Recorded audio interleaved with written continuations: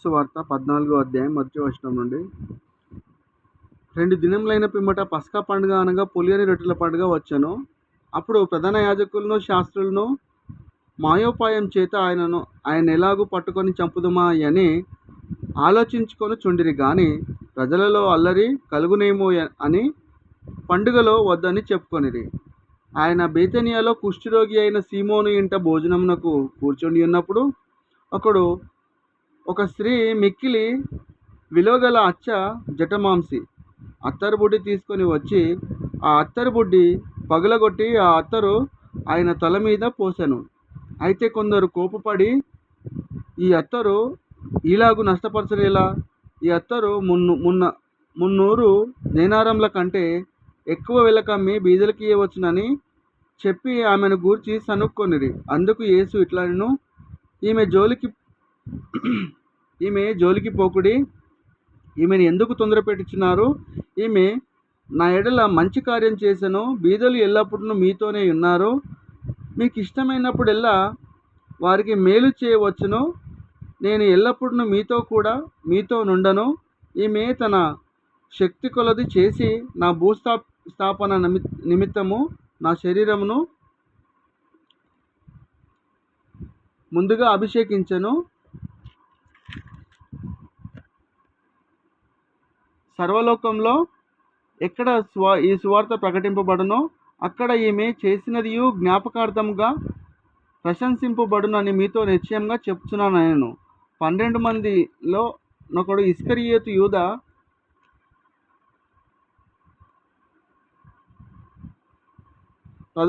ప్రధాన యాజకుల చేతికి ఆయనను అప్పగింపవలనని వారి యొద్దకు పోగా వారు విని సంతోషించి వానికి ద్రవ్యమిత్తుమని వాగ్దానం చేసిరి గనుక వాడు ఆయనను అప్పగించుటకు తగిన సమయం కనిపెట్టుచుండెను.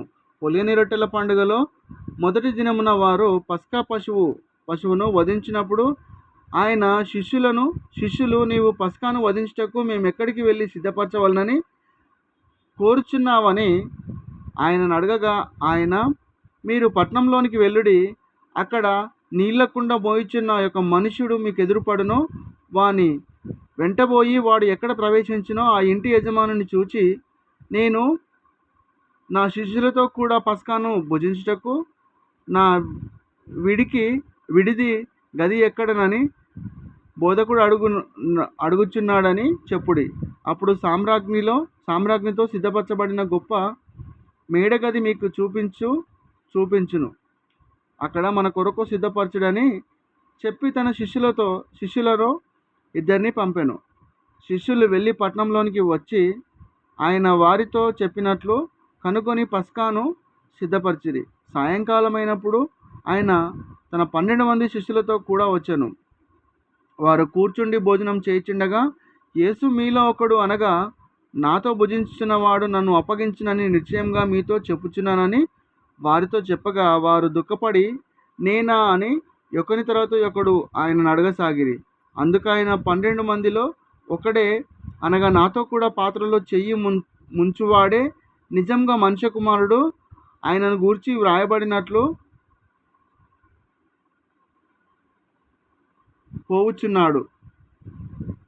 చేయుచున్నాడు. అయితే ఎవని చేత మనుష్య కుమారుడు అప్పగింపబోచున్నాడో ఆ మనుషునికి శ్రమ, ఆ మనుషుడు పుట్టి ఉండని ఎడల వానికి మేలనెను.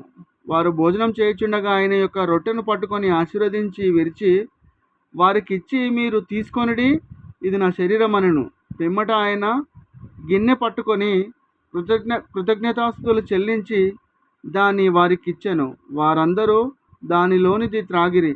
అప్పుడు ఆయన, ఇది నా నిబంధన విషయమై అనేకుల కొరకు చిందింపబడుచున్న నా రక్తము. నేను దేవుని రాజ్యంలో ద్రాక్షారసము క్రొత్తదిగా త్రాగుదినం వరకు ఇకను దాన్ని త్రాగనని మీతో నిశ్చయంగా చెప్తున్నాను. నేను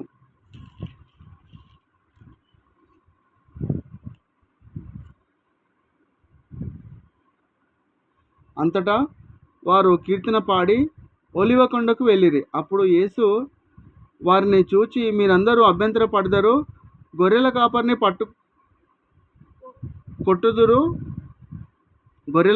గొర్రెలు చెదిరిపోవును, అని వ్రాయబడి ఉన్నది కదా. అయితే నేను లేచిన తర్వాత మీకంటే ముందుగా గలిలయలోనికి వెళ్ళదనను. అందుకు పేతురు, అందరూ పడినను నేను అభ్యంతరపడనని ఆయనతో చెప్పగా, యేసు అతను చూచి, నేటి రాత్రి కోడి 2 మార్లు కూయక మునిపే నీవు నన్ను ఎరగవని ముమ్మారు చెప్పెదవని నీతో నిశ్చయంగా చెప్తున్నాను నేను. మరియు అతడు మరీ ఖండితంగా, నేను నీతో కూడా చావాల్సి వచ్చినను నిన్ను ఎరగనని చెప్పనా నేను. అట్లో వారందరూ ననిరి. వారు గెత్సెమని అనబడిన చోటునకు వచ్చినప్పుడు ఆయన, నేను ప్రార్థన చేసి వచ్చే వరకు మీరిక్కడ కూర్చుండని తన శిష్యులతో చెప్పి, పేతురును, యాకోబును, యోహానును వెంటబెట్టుకొని పోయి మిగుల విభ్రాంతి నొందుటకును క్రాంతుడగుటకును ఆరంభించను. అప్పుడాయన, నా ప్రాణము మరణమగునంతగా దుఃఖంలో మునిగి ఉన్నది. మీరిక్కడ ఉండి మెలకువగా నుండుడని వారితో చెప్పి కొంత దూరము సాగిపోయి నేల మీద పడి, సాధ్యమైతే ఆ గడియ తన యొద్ద నుండి తొలగిపోవాలని ప్రార్థించుచు, నాయనా తండ్రి, నీకు సమస్తము సాధ్యము, ఈ గిన్నె నా యొద్ద నుండి తొలగించుము, అయినను నా ఇష్ట ప్రకారం కాదు, నీ చిత్త ప్రకారమే కానిమ్ము అనెను. మరలా ఆయన వచ్చి వారు నిద్రించుచుండుట చూచి, సీమోను, నీవు నిద్రించుచున్నావా? ఒక గడియ అయినను మేల్కొని ఉండలేవా? మీరు శోధనలో ప్రవేశించకుండానట్లు మెలకువగా నుండి ప్రార్థన చేయడి. ఆత్మ సిద్ధమే గాని శరీరము బలహీనమని పేతురుతో చెప్పి తిరిగిపోయి ఇంతకు ముందు పలికిన మాటలనే పలుకుచు ప్రార్థించెను. ఆయన తిరిగి వచ్చి చూడగా వారు నిద్రించుచుండిరి.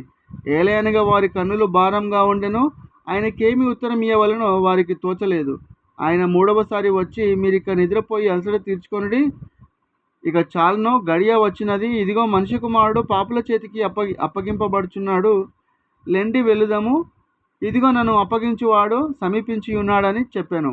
వెంటనే ఆయన ఇంకను మాట్లాడుచుండగా 12 మంది శిష్యులలో ఒకడైన ఇస్కరియోతు యూదా వచ్చెను.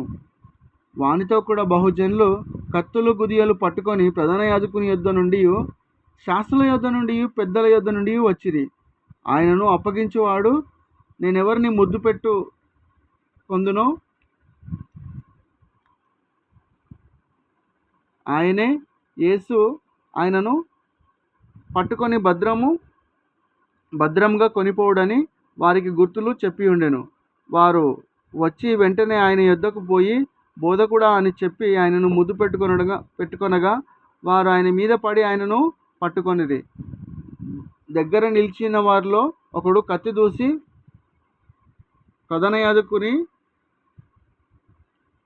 దాసుని కొట్టి వాని చెవి తెగ నరికెను. అందుకు యేసు, మీరు బందిపోటు దొంగల మీదికి వచ్చినట్లు కత్తులతోనూ గుదియలతోనూ నన్ను పట్టుకొన వచ్చిరా? నన్ను ప్రతిదినము దేవాలయంలో మీ యొద్ద ఉండి బోధించుచుండగా మీరు నన్ను పట్టుకొనలేదు. అయితే లేఖనములు నెరవేరినట్లు ఇలాగూ జరుగుచున్నదని చెప్పాను. అప్పుడు వారందరూ ఆయనను విడిచి పారిపోయిరి. తన దిగంబర శరీరం మీద నారబట్ట వేసుకొని ఉన్న యొక్క పడుచువాడు ఆయన వెంట వెళ్ళుచుండగా వారతని పట్టుకొనిరి. అతడు నారబట్ట విడిచి దిగంబరుడై పారిపోయాను. వారు యేసును ప్రధాన యాజకుని యొద్దకును తీసుకొని పోయిరి. ప్రధాన యాజకులు, పెద్దలు, శాస్త్రులు అందరూ అతనితో కూడా వచ్చిరి. పేతురు ప్రధాన యాజకుని ఇంటి ముంగిట వరకు దూరం నుండి ఆయన వెంట పోయి బంట్రోతులతో కూడా కూర్చుండి మంట యొద్ద చలి కాచుకొనుచుండెను. ప్రధాన యాజకులను, మహాసభ వారందరూ యేసును చంపవలనని ఆయన మీద సాక్ష్యం వెతికిరి గాని ఏమీ వారికి దొరకలేదు. అనేకులు ఆయన మీద అబద్ధ సాక్ష్యం పలికినను వారి సాక్ష్యములు ఒకదానికొకటి సరిపడలేదు. అప్పుడు కొందరు లేచి, చేతి పని అయిన ఈ దేవాలయమును పడగొట్టి 3 దినములలో చేతి పని కాని మరి ఒక దేవాలయమును నేను కట్టుదునని వీడు చెప్పుచుండగా వింటిమని ఆయన మీద అబద్ధ సాక్ష్యము చెప్పిరి గాని అలాగైనను వీరి సాక్ష్యమును సరిపడలేదు. ప్రధాన యాజకుడు వారి మధ్యను నిలిచి, ఉత్తరమేమీ చెప్పవా? వీరు నీ మీద పలుకుచున్న సాక్ష్యమేమని యేసుని అడిగాను. అయితే ఆయన ఉత్తరమేమీ చెప్పగా ఊరకుండెను. అయితే ప్రధాన యాజకుడు, పరమాత్ముని కుమారుడవైన క్రీస్తువు నీవేనా అని ఆయన అడగగా, యేసు, అవును నేనే. మీరు మనుష్య కుమారుడు మంతుని కుడిపార్శ్వమున కూర్చుండుటయు ఆకాశ మేఘుడై వచ్చుటయు చూచెదరని చెప్పాను. ప్రధాన యాజకుడు తన వస్త్రములు చింపుకొని, మనకు ఇక సాక్షులతో పని ఏమి? ఈ దేవదూషణ మీరు విన్నారు గదా, మీకేమి తోచుచున్నదని వారిని అడగగా, వారందరూ మరణమునకు పాత్రుడని ఆయన మీద నేర స్థాపన చేసిరి. కొందరు ఆయన మీద ఉమ్మివేసి ఆయన ముఖమును ముసుగువేసి ఆయనను గుద్దుచు ప్రవచింపుమని ఆయనతో చెప్పసాగిరి. బంట్రౌతులను ఆయనను అరచేతులతో కొట్టి పట్టుకొనిరి. పేతురు ముంగిటి క్రింది భాగంలో ఉండగా ప్రధాన యాజకుని పని కత్తెలతో ఒకతే వచ్చి పేతురు చలికాచుకొనుచుండుట చూచెను. అతన్ని నిదానించి చూచి, నీవు నజరేయుడగు ఆ యేసుతో కూడా ఉండినవాడవు కావా అనెను. అందుకు ఆయన, ఎవడో నేను ఎరుగను, నీవు చెప్పినది నాకు బోధపడలేదని చెప్పి నడవలోనికి వెళ్ళెను. అంతటా కోడి కూసెను. ఆ పనికత్తె అతన్ని చూచి, వీడు వారిలో ఒకడని దగ్గరగా నిలిచిన వారితో మరలా చెప్పసాగాను. అతడు మరలా నేను కాననెను. కొంతసేపైన తర్వాత దగ్గర నిలిచిన వారు మరల పేతురును చూచి, నిజంగా నీవు వారిలో ఒకడవు, నీవు గలిలీయుడవు గదా అనిరి. అందుకతడు, మీరు చెప్పుచున్న మనిషిని నేను ఎరుగనని చెప్పి శపించుకొనుటకును ఒట్టు పెట్టుకొనుటకును మొదలు పెట్టాను. వెంటనే రెండవ మారు కోడి కూసెను గనుక కోడి 2 మార్లు కూయక మునుపు, నీవు నన్ను ఎరగవని ముమ్మారు చెప్పేదవని యేసు తనతో చెప్పిన మాట పేతురు జ్ఞాపకమునకు తెచ్చుకొని తలపోయిచు ఏడ్చెను. దేవుడిచ్చిన వాక్యం దీవించి ఆశీర్వదించబడుగాక. తప్పులుంటే క్షమించండి. మీ ఆత్మలను రక్షించుకోండి, ఇతరుల ఆత్మలను రక్షించండి. God bless you all.